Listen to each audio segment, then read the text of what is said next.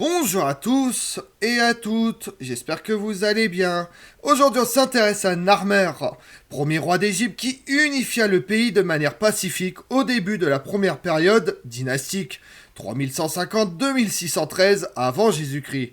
Cependant il a également été cité en tant que dernier roi de la période pré-dynastique, 6000-3150 avant Jésus-Christ, avant l'avènement d'un roi nommé Ménès qui aurait unifié le pays par la conquête. Mais ce dernier est plus une énigme qu'un fait historique. Vous voulez en savoir plus sur Narmer? Venez avec moi. Cette théorie est devenue de plus en plus problématique au fil du temps, et peu de preuves archéologiques ont étayé l'existence de Ménès, alors que Narmer est bien attesté dans les archives archéologiques. Le grand égyptologue Flinders Petrie, 1853-1942, a proclamé Narmer et Ménès comme le premier pharaon de la première dynastie, en ce sens que les deux noms désigneraient un seul et même homme. Narmer était son nom, Ménès un titre honorifique.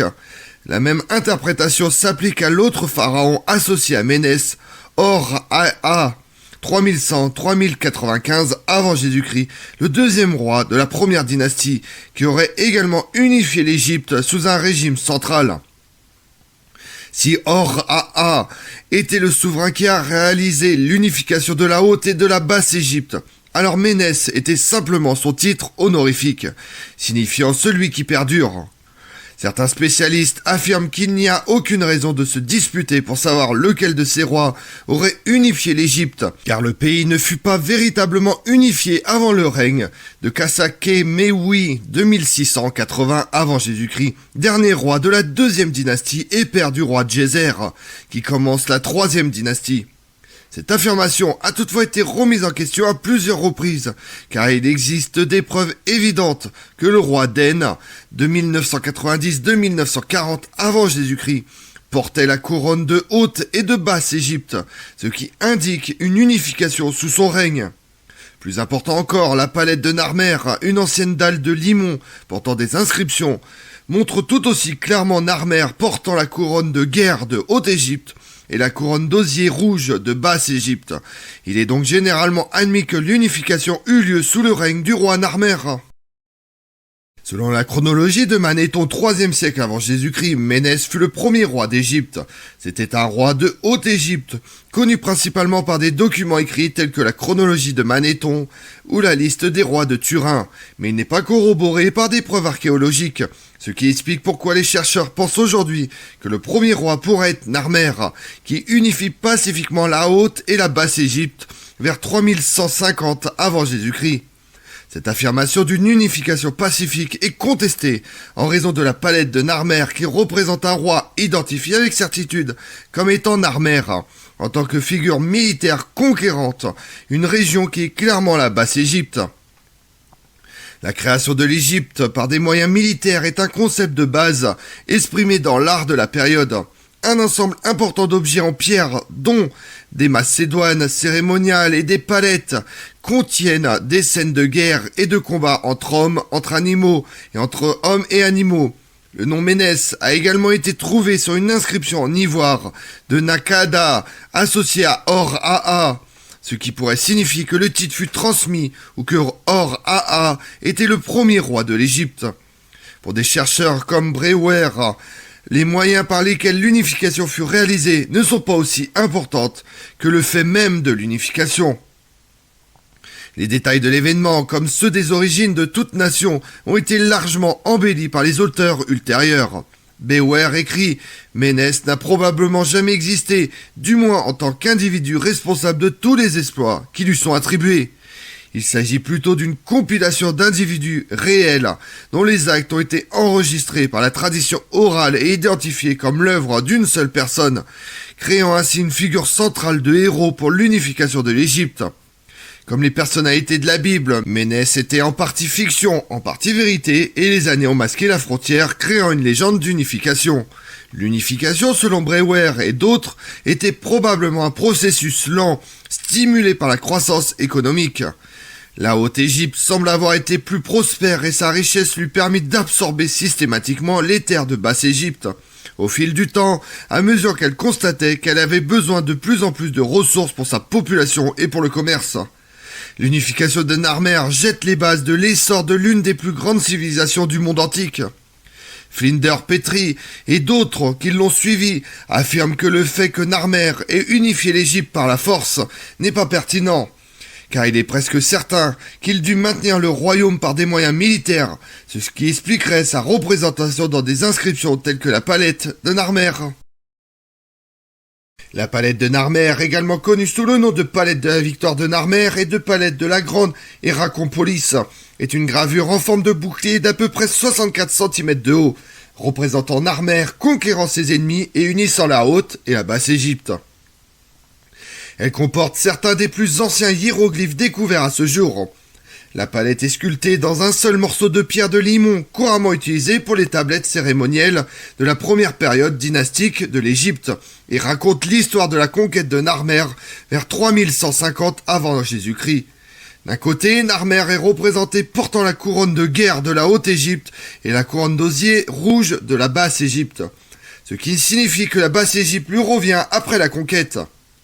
Sous cette scène se trouve la plus grande gravure de la palette. Deux hommes enlacent le cou sinué de bêtes inconnues. Ces créatures ont été interprétées comme représentant la Haute et la Basse-Égypte, mais rien dans cette section ne justifie cette interprétation.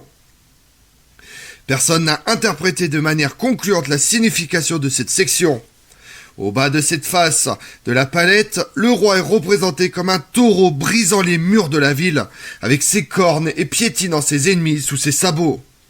L'autre côté de la palette, considéré comme le verso, une image unique et cohérente de Narmer avec sa massue de guerre, sur le point d'abattre un de ses ennemis qu'il tient par les cheveux. Sous ses pieds, deux autres hommes sont morts ou tentent d'échapper à sa colère.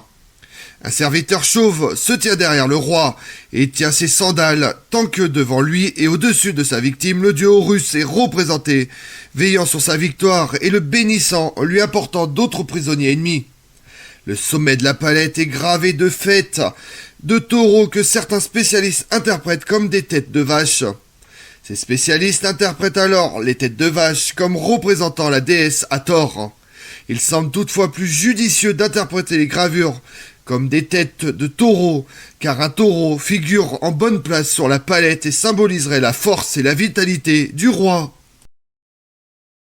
Avant le règne de Narmer, l'Égypte était divisée en deux régions, la Haute-Égypte, le sud, la Basse-Égypte, le nord plus proche de la mer Méditerranée. La Haute-Égypte était plus urbanisée et des villes se développaient assez rapidement. La Basse-Égypte était plus rurale avec de riches champs agricoles s'étendant depuis le Nil. Les deux régions se développent régulièrement pendant des milliers d'années au cours de la période prédynastique de l'Égypte, jusqu'à ce que le commerce avec d'autres cultures et civilisations n'entraîne un développement accru de la Haute-Égypte, qui conquit alors sa voisine, probablement pour obtenir des céréales ou d'autres cultures agricoles afin de nourrir la population croissante ou du faire du commerce.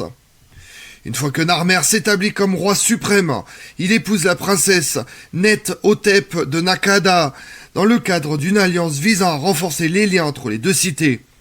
La tombe de Net-Hotep, découverte au XIXe siècle, est si élaborée qu'elle suggère qu'elle était plus que l'épouse du roi et certains chercheurs affirment qu'elle aurait régné après la mort de Narmer. Son nom inscrit dans les sérails de l'époque appuie cette affirmation, tout comme d'autres inscriptions, mais elle n'est pas encore universellement acceptée. Les pratiques religieuses et l'iconographie se développent sous le règne de Narmer et des symboles apparaissent plus fréquemment à cette époque. Il mène des expéditions militaires en Basse-Égypte pour mater les rébellions et étend son territoire en Canaan et en Nubie. Il lança de grands projets de construction et sous son règne l'urbanisation s'intensifie. Les villes égyptiennes n'atteignent jamais l'ampleur de celles de la Mésopotamie, peut-être parce que les Égyptiens étaient conscients des menaces que représenterait un tel développement. Les villes mésopotamiennes furent largement abandonnées en raison de la surexploitation des terres et de la pollution de l'eau, tandis que les villes égyptiennes existent pendant des millénaires. Bien que le développement ultérieur en matière de développement urbain ait assuré la pérennité des villes, les premiers efforts des rois comme Narmer auraient servi de modèle. Les détails de son règne sont vagues en raison du manque de documents découverts à ce jour et de la difficulté d'interpréter les inscriptions qui ont été trouvées et identifiées positivement comme se rapportant à Narmer. Cependant, pour autant que l'on puisse en juger, il fut un bon roi qui établit une dynastie qui jette les bases de tout ce que l'Égypte allait devenir. L'origine exacte de Narmer reste un sujet de débat parmi les égyptologues. Selon la tradition, il est né à Tinis, une ville située dans la Haute-Égypte. Cependant, des découvertes récentes suggèrent qu'il aurait peut-être été originaire de Hierakonpolis, une cité importante plus au sud. Les preuves archéologiques telles que la palette de Narmer et la massue trouvée à Hierakonpolis renforcent cette hypothèse.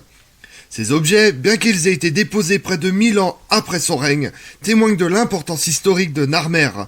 La généalogie est également sujette à interprétation. Selon certaines découvertes, Netotep, une reine de l'époque, aurait été son épouse et la mère de son successeur, Or-Aa. Son nom a été retrouvé dans les tombes des rois qui ont suivi Narmer, suggérant un lien familial. Netotep était originaire de Basse-Égypte et cette alliance entre les deux régions aurait pu renforcer l'unification du royaume. Cependant, de nouvelles inscriptions rupestres découvertes dans le Sinaï remettent en question cette identification et l'histoire de Netotep reste encore à confirmer. Le pharaon Narmer est un personnage central de l'histoire de l'Égypte antique. En tant que premier roi de l'Égypte unifiée, il a joué un rôle crucial dans la création d'un État territorial et dans l'unification de la Haute et la Basse-Égypte. Sa vie et son héritage sont attestés par des découvertes archéologiques, telles que la palette de Narmer qui témoigne de son importance historique. Grâce à Narmer, l'Égypte est devenue une grande civilisation qui a marqué l'histoire de l'humanité. Comme on l'a vu, au début de l'égyptologie, les rois Narmer et Ménès étaient considérés comme deux hommes différents. On pensait que Narmer avait tenté l'unification à la fin d'une période et que Ménès lui avait succédé, entamant ainsi l'ère suivante de l'histoire égyptienne. Je vous remercie d'avoir suivi cette vidéo en ma compagnie. Si vous voulez connaître mes autres vidéos, retrouvez-moi sur ma chaîne YouTube Tout sur l'Histoire avec Damien, mais également sur les réseaux sociaux, Twitter et Instagram, Histoire Damien. Et pensez à liker, commenter et vous abonner. Je vous remercie à tous.